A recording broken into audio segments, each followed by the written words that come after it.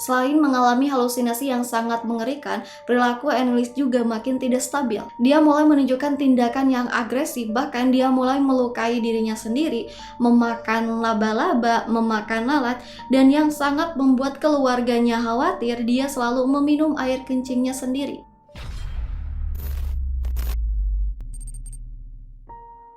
Halo teman-teman, Assalamualaikum warahmatullahi wabarakatuh. Gimana kabarnya nih? Semoga semuanya sehat-sehat dan tetap semangat ya. Senang banget bisa bertemu lagi bersama kalian. Kali ini kita bakal masuk ke sebuah kasus yang bikin geger banget teman-teman. Kenapa? Karena kasus ini bukan cuma soal kriminal biasa, tapi juga melibatkan kepercayaan dan bahkan melibatkan hal-hal goib. Jadi ceritanya yaitu tentang seorang gadis muda yang sebenarnya punya gangguan mental, tapi keluarganya ini malah menganggap kalau gadis ini kerasukan. Yang lebih parahnya lagi, mereka sampai percaya kalau gadis ini punya tanda-tanda yang mirip dengan Yesus. Kebayangkan, kasus ini sangat aneh sekaligus bikin miris banget. Gadis ini sebenarnya jelas butuh penanganan medis buat kondisi mentalnya.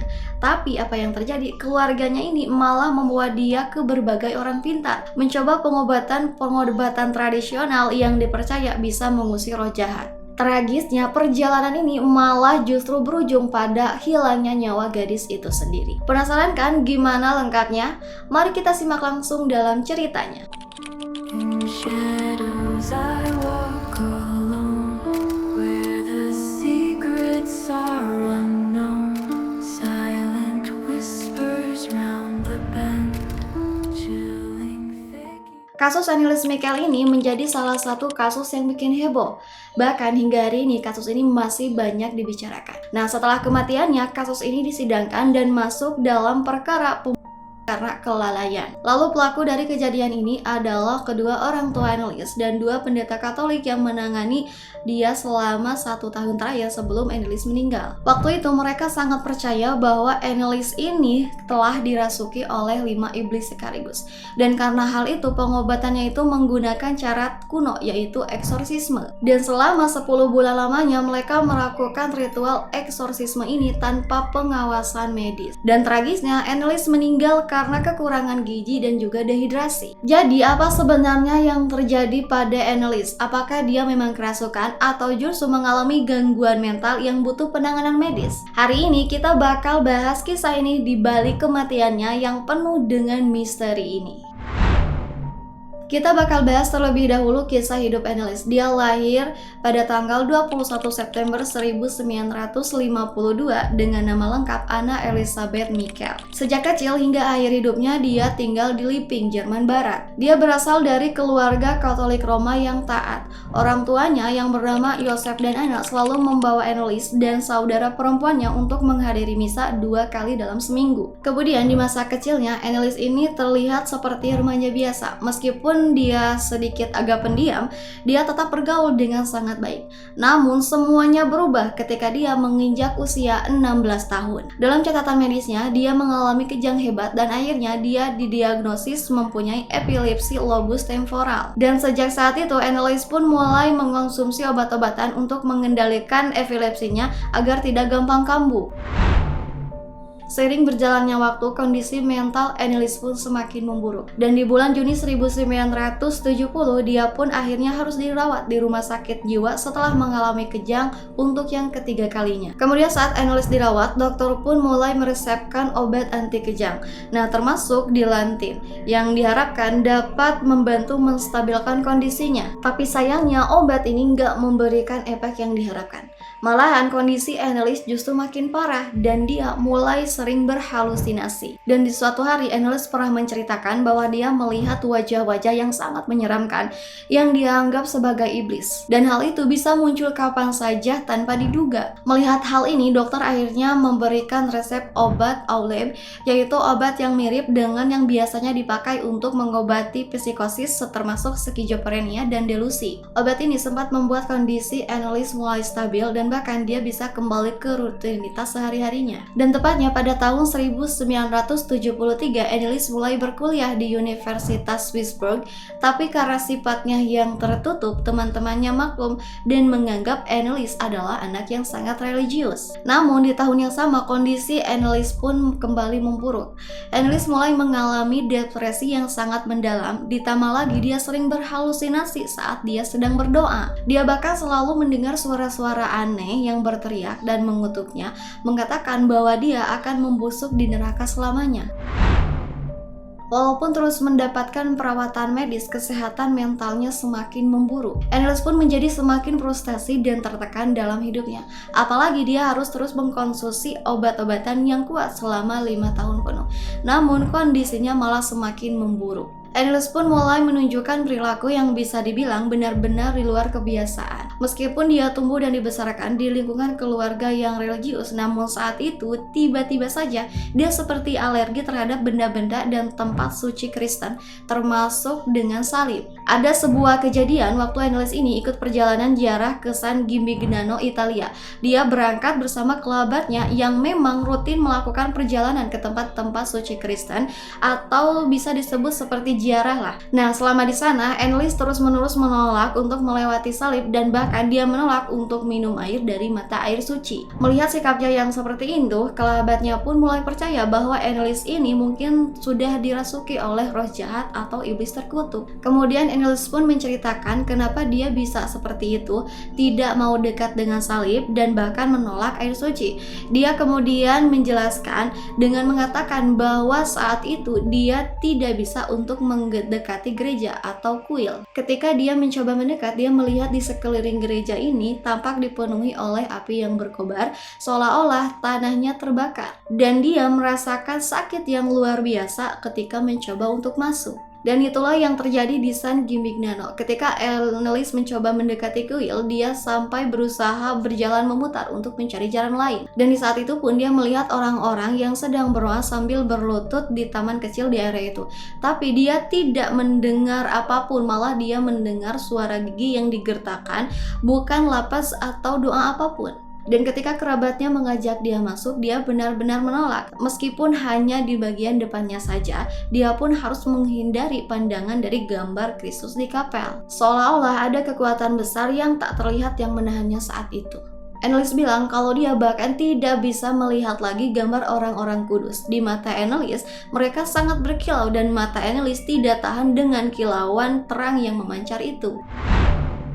Setelah Annelies pulang dari San Gimignano, beberapa keanehan terjadi lagi. Ibu Annelies mengatakan bahwa dia melihat stigma yang dalam agama Katolik merujuk pada luka, tubuh, dan bekas luka, serta rasa sakit yang muncul di lokasi yang sama dengan luka penyaliban Yesus Kristus, seperti di tangan, pergelangan kaki, dekat jantung, kepala, dan punggung. Dan karena kejadian-kejadian itu, Annelies pun akhirnya percaya kalau dia bisa berkomunikasi langsung dengan Bunda Maria. Dan pengalaman-pengalaman ini semakin meyakinkan keluarga dan juga warga sekitar bahwa Annelies mungkin sudah mengalami kerasukan. Kekhawatiran keluarganya pun semakin membesar. Akhirnya mereka memutuskan untuk berkonsultasi dengan beberapa pastor untuk meminta bantuan eksorsisme atau metode pengusiran setan dan iblis. Namun para pastor dengan tegas menolak untuk melakukan eksorsisme dan menyarankan Annelies untuk tetap melakukan perawatan medis. Dan mereka pun menjelaskan bahwa eksorsisme ini tidak bisa dilakukan sembarangan seperti itu. Untuk melakukan hal tersebut, gereja harus yakin terlebih dahulu bahwa individu tersebut memang benar-benar berada di bawah kendali kekuatan jahat, atau yang mereka sebut dengan infestation. Sebenarnya Annelies ini sudah menunjukkan beberapa tanda seperti yang diminta oleh gereja, seperti reaksi ekstrim terhadap benda-benda keagamaan dan muncul kekuatan supranatural yang selalu menghantuinya. Namun gereja masih tidak bisa memberikan izin eksorsisme kepadanya. Namun selama proses tersebut, tubuh Annelies pun semakin memburuk dan hal ini membuat keluarga mendesak gereja untuk segera melakukan tindakan. Selain mengalami halusinasi yang sangat mengerikan, perilaku Annelies juga makin tidak stabil. Dia mulai menunjukkan tindakan yang agresif, bahkan dia mulai melukai dirinya sendiri, memakan laba-laba, memakan lalat, dan yang sangat membuat keluarganya khawatir, dia selalu meminum air kencingnya sendiri. Ini sangat menjijikkan dan juga berhubungan dengan penyakit yang akan dideritanya nanti. Dan untuk meredakan semua itu, Annelies pun mulai melakukan pengobatan dengan menggunakan Tegretol, yaitu obat anti kejang sekaligus penstabil suasana hati. Dia juga tetap diberikan obat antipsikotik yang harus diminum secara rutin. Tapi meskipun obat-obat ini sudah diberikan secara berkala, gejala Annelies ini justru malah semakin menjadi-jadi saja. Dia mulai menggeram dan berteriak bahwa dia bisa melihat setan, dan bahkan dia sering melempar barang-barang di sekitarnya sambil berkata pergi dari sini, seperti orang yang sedang mengusir sesuatu.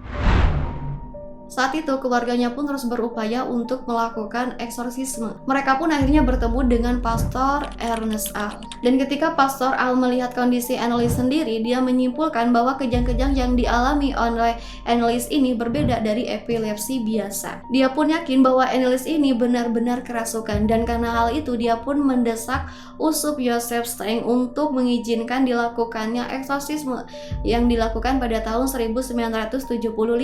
Meskipun dalam keadaan mengerikan itu, ternyata Annelies sering menulis di buku diarinya. Bahkan dia mengirimkan pesan berupa surat untuk orang-orang, dan salah satunya adalah untuk Pastor Al. Dalam salah satu suratnya untuk Pastor Al, Annelies menuliskan, "Saya bukan apa-apa, semua tentang saya hanyalah kesia-siaan. Apa yang harus saya lakukan?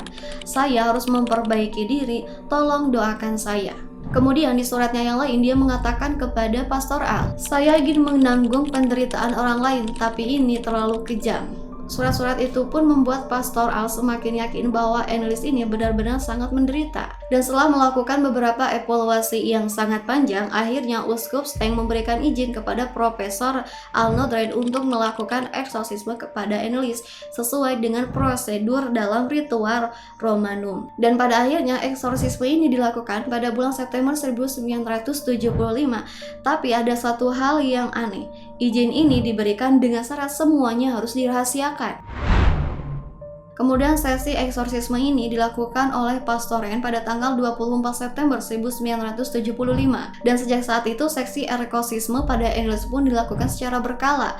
Biasanya dilakukan 2 atau 1 kali dalam seminggu, dan setiap sesi biasanya berlangsung selama 4 jam. Selama eksorsisme, kondisi Annelies terlihat semakin memburuk. Dia sering berbicara tentang keinginannya untuk mati untuk menebus dosa-dosa anak-anak muda dan para pendeta yang dianggap telah menyimpang dari ajaran gereja. Dan bahkan Annelies pun sampai meminta orang tuanya untuk berhenti mengunjungi dokter dan menghentikan semua pengobatan medisnya. Dia memilih untuk sepenuhnya tergantung pada ritual eksorsisme. Beberapa sesi eksorsisme yang direkam pun memperdengarkan Annelies berbicara dengan suara yang sangat berbeda. Suara tersebut mengaku sebagai iblis-iblis yang bersemayam di tubuhnya. Iblis-iblis itu berbicara dengan bahasa Jerman dengan suara yang sangat mengerikan, dan mereka mengaku sebagai sosok yang terkenal seperti Yudas, Nero, Kain, Hitler, Lucifer, dan Plasma. Ritual ini pun dilakukan secara rutin, dan dalam kurun waktu 10 bulan sudah terhitung ada sekitar 67 sesi eksorsisme yang dilakukan pada tahun 1975 hingga 1976. Proses panjang dan melelahkan ini menjadi akhir dari perjalanan hidup Annelies yang sangat tragis. Dan saat menjelang akhir hidupnya, Annelies ini selalu menolak untuk makan dan minum meskipun tubuhnya ini udah sangat lemas, sudah sangat kurus dan juga kering. Terlihat dari berat badannya yang sudah menurun secara drastis. Berat badan Annelies pada saat kematiannya hanya sekitar 30 kg. Kemudian pada tanggal 1 Juni 1976, Annelies meninggal dunia di rumahnya dengan kondisi yang sangat mengenaskan. Ketika polisi melakukan otopsi, hasil dari otopsi pun menyebutkan bahwa penyebab kematiannya ini adalah karena kekurangan gizi dan juga dehidrasi akibat kondisi kelaparan yang berkepanjangan yang dialaminya selama sesi-sesi eksorsisme. Dan bahkan posisi lutut Annelies juga patah akibat dari sering berlutut sampai dia tidak mampu bergerak tanpa bantuan. Dan dia juga diduga menderita pneumonia. Dan akhirnya investigasi pun dilakukan. Dan pihak kejaksaan pun mengatakan bahwa kematian Annelies ini sebenarnya bisa dicegah jika dia menerima perawatan medis setidaknya seminggu sebelum dia meninggal.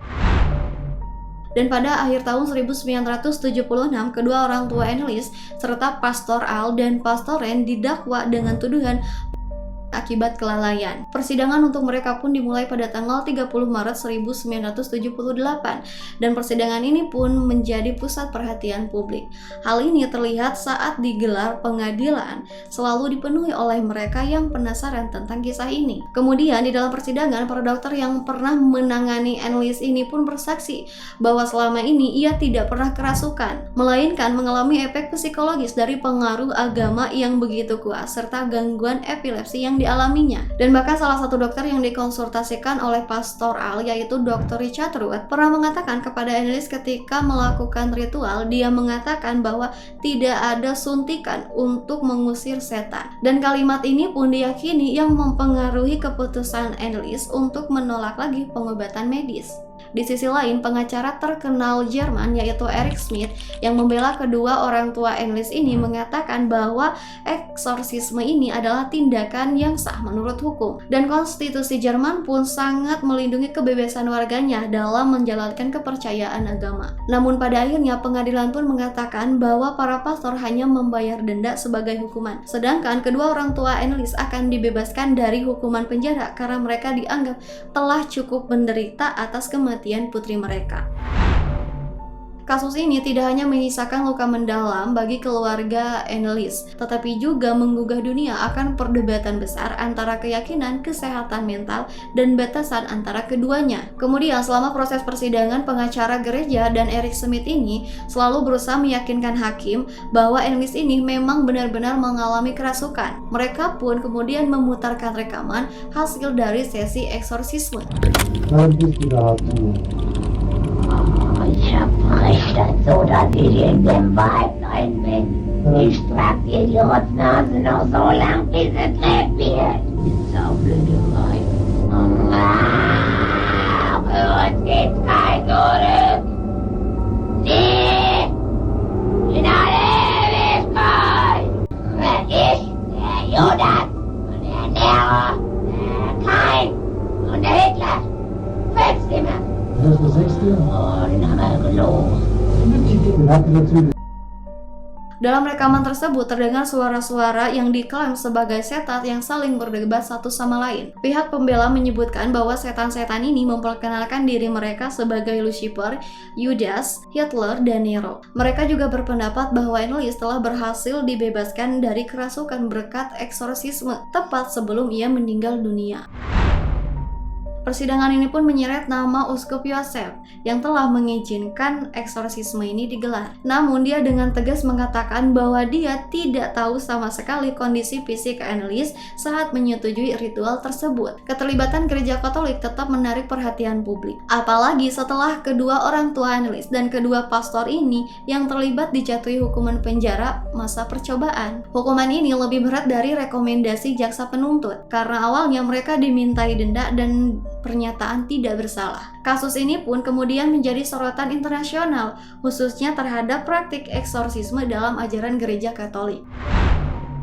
Singkat cerita, 1 tahun setelah pemakaman Annelies dilakukan, kedua orang tua Annelies pun mengajukan permohonan besar untuk menggali kembali makam putri mereka. Mereka merasa bahwa penguburan putri mereka ini dilakukan secara tergesa-gesa dan diberikan peti mati yang murah. Namun izin pun sangat sulit untuk dilakukan. Mereka harus menunggu dan mengurus izin hampir 1,5 tahun. Dan pada tanggal 25 Februari 1978, jenazah Annelies pun dipindahkan ke peti mati baru. Meskipun keluarga dan kedua pastor yang pernah menanganinya ini tidak diizinkan untuk melihat jasadnya, jenazahnya ini tetap dihormati oleh umat Katolik yang menganggap bahwa ini adalah sebagai penebus dosa bagi para pendeta dan anak-anak yang tersesat. Dan beberapa tahun kemudian, para uskup Jerman mencabut pernyataan bahwa Annelies telah dirasuki. Gereja pun mulai memperketat persetujuan untuk ritual eksorsisme. Mereka hanya akan mengizinkan dalam kasus-kasus yang benar-benar langka.